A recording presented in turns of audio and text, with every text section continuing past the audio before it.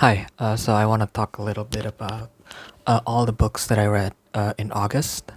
I didn't read much in August, unfortunately, because for the first, like, I don't know, 10, 11 days of the month, I was too busy watching like the Olympics instead of reading during my free time. Yeah, there were just so much drama already that I couldn't like I didn't have the energy to read basically. Yeah, that was something else. The Olympics. I mean, I was still reading some books, but just definitely not as much and not as quickly as I normally do. So yeah, that means that I only ended up reading 7 books in the whole month, which is very few. Like yeah, it's not good, but fortunately, the books themselves were pretty good for the most part. There was one particular like disappointment kind of, but the rest are, you know, good. So the first book that I read was "To Shape a Dragon's Breath" by Moniquille Blackgoose. Sorry if I'm butchering the name. So this is a YA book about a girl, like an indigenous girl in the like an alternate version of the world, like 19 or I don't know, 18th century, something like that.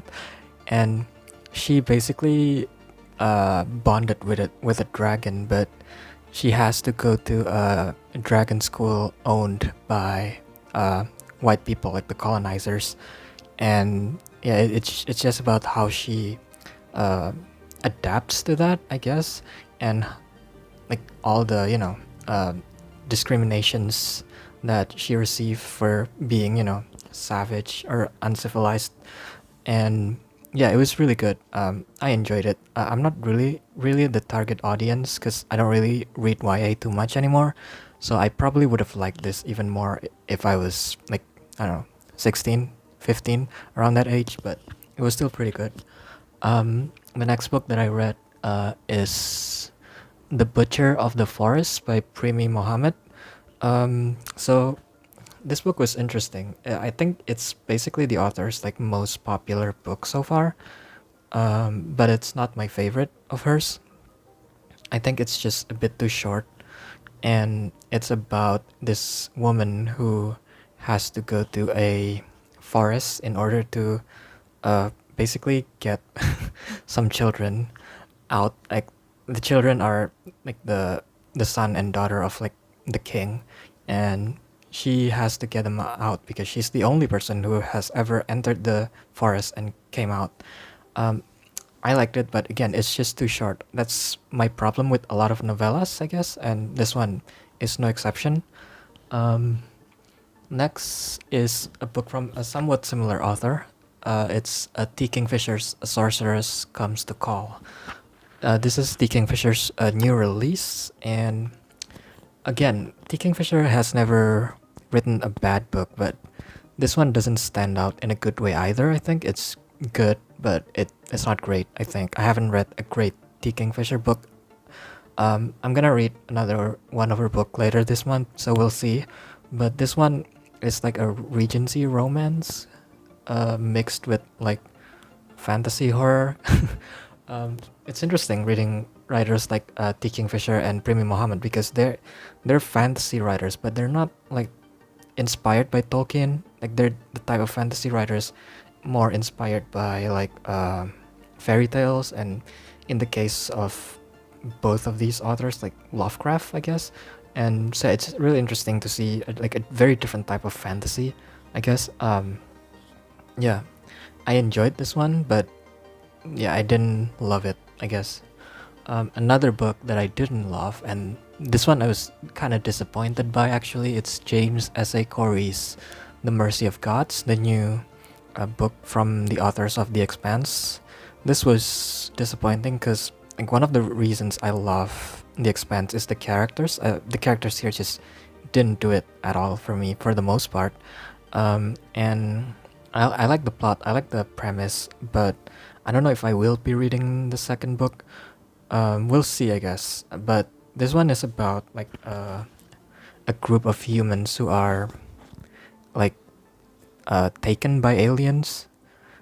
Also, this is interesting. Not like in a bad way, but this is a story about humans facing alien invasion. But the humans are not on Earth. The humans are in a completely different planet. They don't know Earth, I think, and so yeah, that part of it is interesting, and makes me wonder if they might go in more into that maybe in the second book.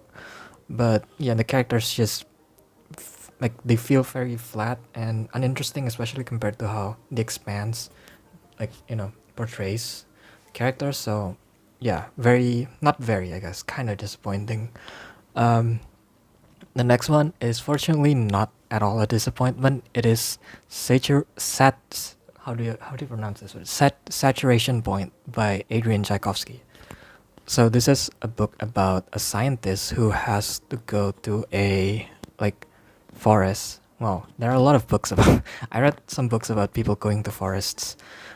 Yeah, this is a scientist that has to go to a forest in order to basically like save some people, or not some people, save someone in particular who is like her old boss, mentor type of figure, and yes, this reminds me a lot of Annihilation, and also like the movie Stalker, which is adapted from like the book, I think, Roadside Picnic.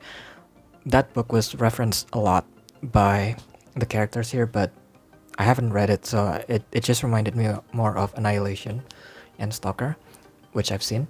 And yeah, so this is basically those like that type of story, but added uh, with an added dose of like climate fiction, because the enemy is the forest is like that because of climate change and because of how heat and humidity and stuff like that. So that was really interesting, and I like this a lot. This one is pretty short, but I don't know. Sometimes it can work, and I guess this is an example of it. Like the main character is interesting because she is at first likable, but she becomes more unlikable as the book goes, and that's not something you see a lot, and I appreciate it. So yeah, I like that. The next book is a cozy romantasy. I guess it's the Spellshop by Sarah Beth Durst. I've seen this book a lot on YouTube recently, and I thought, why not? I was in the mood for some cozy fantasy, and I read it. It's about this librarian who escapes like a big city because there's a revolution, and she didn't want to die, so she basically had to go to like her hometown, her like in the middle of nowhere, but she doesn't want to reveal everything because that might mean might get she might get punished by the government or the whoever is in charge of the revolution. And so yeah, it's really interesting. The love interest is not the best written character, so the romantasy angle didn't quite work for me. But um, as a cozy fantasy, I like it. It was very cozy. There were some pretty tense scenes, but um, overall it's pretty cozy. I like the world. I like the main character itself because she went through a lot, and also the non-human characters here are more interesting than some of the human characters. So yeah, it's pretty good. I like it. And the final book that I read is another one from Premee Mohamed, another one that she published this year, but this one is less popular than the one before, for good reason, I think. Well, not for good reason, but it's understandable, and it is The Siege of Burning Grass. So this is like a sci-fi fantasy hybrid. It's not clear at first whether it's sci-fi or fantasy, but it's about this uh, peace activist who lives in like a kind of war zone. He refused to go to war, and so he got imprisoned, and finally he the government tells him to basically infiltrate the other empire, the other country, and told him to basically make it so that the other country will stop fighting, and so they can win the war. Um, this is this is interesting because it's very different from the previous Premee Mohamed book that I read. This one is very philosophical, very slow paced, it was so slow paced that I took so long to read it. Like, it was, that part was not, my favorite, but it's very philosophical in that there are a lot of ideas here, from the idea of like peace and war and complicity and nationalism and democracy.